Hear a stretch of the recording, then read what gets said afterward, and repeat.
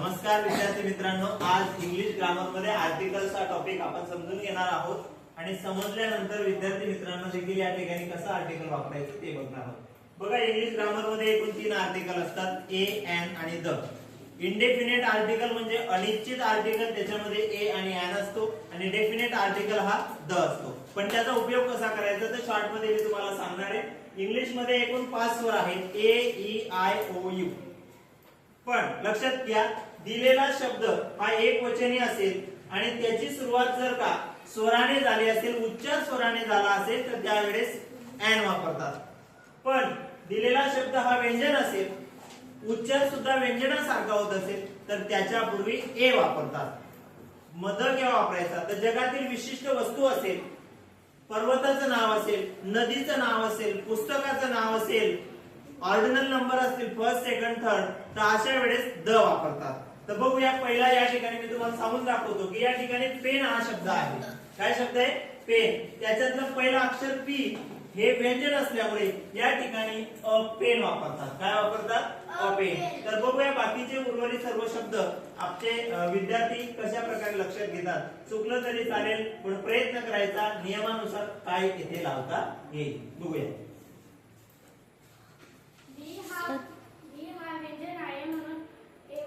शाबास. पुढचा वैभवी. अवर. काम काय काय व्यंजन आहे? आता याचे इथे बाळा व्यंजन आहे काय? बघा, हा मी तुम्हाला मुद्दाम थोडस कठीण शब्द दिलाय. यच. लक्ष दे जरा. यच हा शब्द जरी व्यंजन असला तरी उच्चार मात्र अवर होतोय. मग अ हा स्वर असेल तर इथे काय? शाबास. चल पायल, काय नाव आहे? ऑस्ट्रिच. मग ओ काय? स्वर. मग काय लिहिते? स्वर असेल तर काय तो? स्वर असेल तर काय येईल? काय येईल? शाबास. पुढचं ज्ञानवी. काय शब्द आहे बाळा? ईगर. मग ई काय?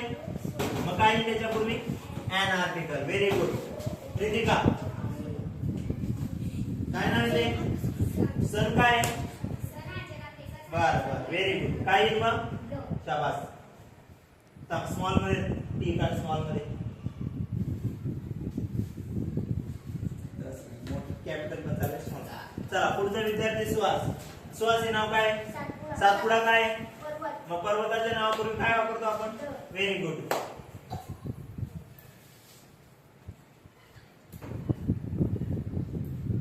शाबास. नेक्स्ट दर्शन. काय नाव आहे? इंडियन. इंडिया काय आपला देश. देशाचा नागरिक असेल तर काय येतो? Very good. बहुत बढ़िया. चलो युवराज, काय नाव आहे? फर्स्ट काय असतो? एक. मग असे नंबर आले की काय येतं? Very good. श्याम.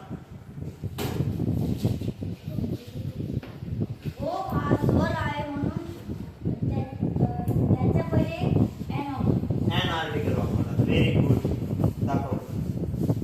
बऱ्यापैकी तुम्हाला समजलेलं आहे. अशा प्रकारचे आपण अजून 20-25 उदाहरण घेतले की छान समजेल. तर या ठिकाणी विद्यार्थ्यांना आर्टिकल कसं वापरतात या ठिकाणी समजलेलं आहे. धन्यवाद.